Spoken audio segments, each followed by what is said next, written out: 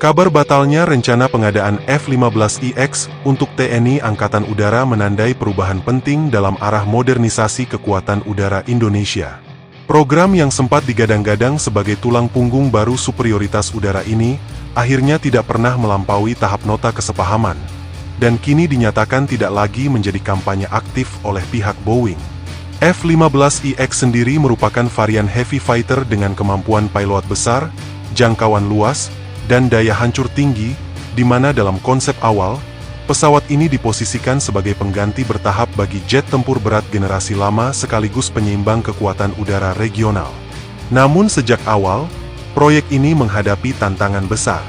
Biaya akuisisi yang tinggi, ketergantungan pada persetujuan pemerintah Amerika Serikat, serta kompleksitas pembiayaan jangka panjang membuat realisasinya tidak pernah benar-benar solid secara politik maupun fiskal. Pernyataan Boeing yang menyebut bahwa mereka tidak lagi membangun F-15IX untuk Indonesia menegaskan satu hal penting. Program tersebut berhenti sebelum sempat dimulai. Tidak ada kontrak, tidak ada pesawat dalam produksi, dan tidak ada kepastian jadwal pengiriman. Dalam situasi ini, perhatian publik dan pengamat pertahanan pun beralih ke program yang justru sudah berjalan nyata, yaitu pengadaan Dassault Rafale.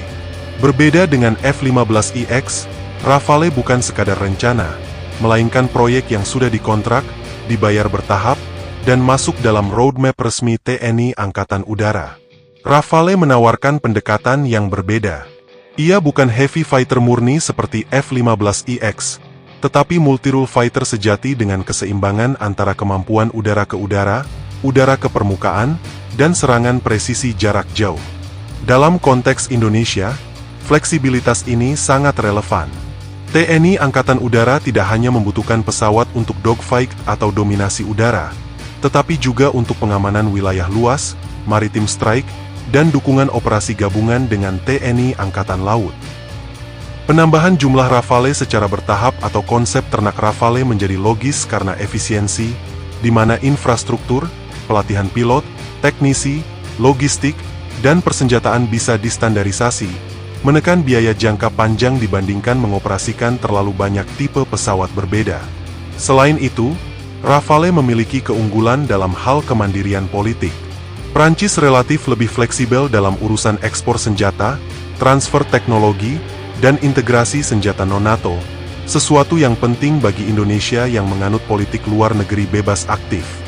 Dari sisi operasional, Rafale dengan radar AESA RB-2AA, sistem peperangan elektronik spektra, serta rudal meteor, memberikan kemampuan superioritas udara yang sangat kompetitif, bahkan tanpa harus masuk kategori heavy fighter. Jika jumlah Rafale ditingkatkan secara signifikan, misalnya hingga membentuk beberapa skadron penuh, TNI Angkatan Udara tetap dapat menjaga keunggulan kualitatif tanpa harus bergantung pada platform besar dan mahal seperti F-15IX.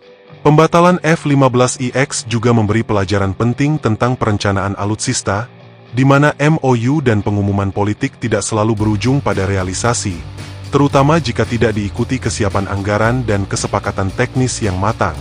Dengan fokus pada Rafale, Indonesia justru berada pada jalur yang lebih realistis. Pesawatnya sudah ada, sistemnya sudah terbukti, dan kerjasamanya sudah berjalan, bukan sekadar wacana, di mana ini bukan berarti konsep heavy fighter sepenuhnya ditinggalkan.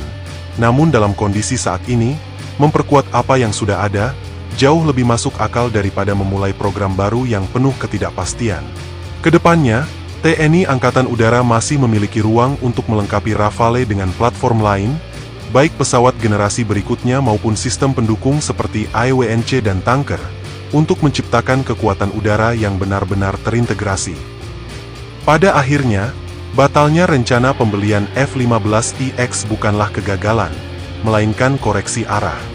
Dan dalam koreksi tersebut, memperbanyak Rafale kini muncul sebagai pilihan paling rasional, pragmatis, dan sesuai dengan kebutuhan strategis Indonesia saat ini.